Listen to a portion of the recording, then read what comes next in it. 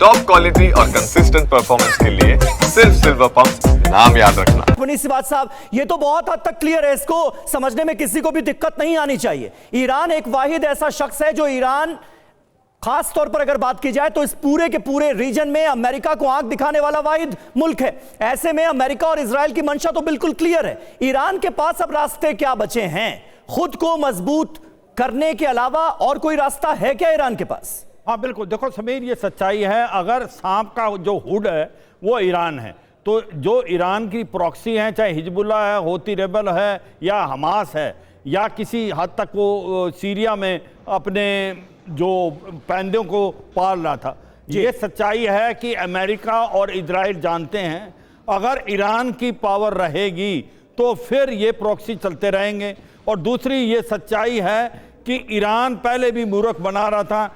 जब America JCPO, joint comprehensive plan of action से बाहर निकला था, जिसको न्यूक्लियर डील बोलते हैं ईरान, उस टाइम डोनाल्ड ट्रंप ने यह कहा था कि ईरान अपने न्यूक्लियर हथियार बनाने के बहुत नजदीक है, और अब भी वही समय आ गया है। उसने 92% से ज्यादा इनरिच कर लिया है यूरेनियम, और ऐसा लगता है आने वाले किसी समय वो न्यूक्लियर हथियार बना सकता है। अगर वो न्यूक्लियर हथियार बना लेगा तो पूरी की पूरी चर्निंग इफेक्ट होगा मिडिल ईस्ट में।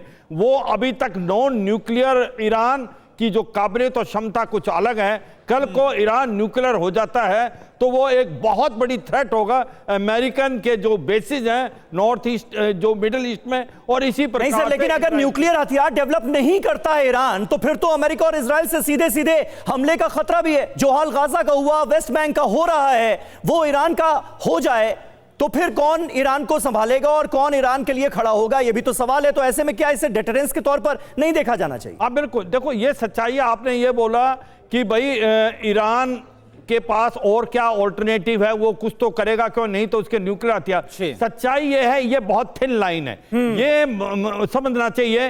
अमेरिका और इजराइल जानते हैं जब तक ईरान की मिलिट्री कैपेबिलिटी को कम नहीं किया गया, ईरान एक प्रकार से मिडिल ईस्ट में थ्रेट है, इजराइल के लिए भी और अमेरिका के बेसिस के लिए। तो मुझे लगता है वो बहाना ढूंढ रहे हैं। और यही वजह है कि जिससे आपने स्नेकहुड कहा, जिससे आपने स्नेकहुड कहा, और उसके जो प्रॉक्सीज है पहले उनको खत्म करने की कोशिश की गई, चाहे फिर वो गाजा में हमने देखा, वो हिजबुल्लाह के खिलाफ देखा, या फिर हूती विद्रोहियों के खिलाफ।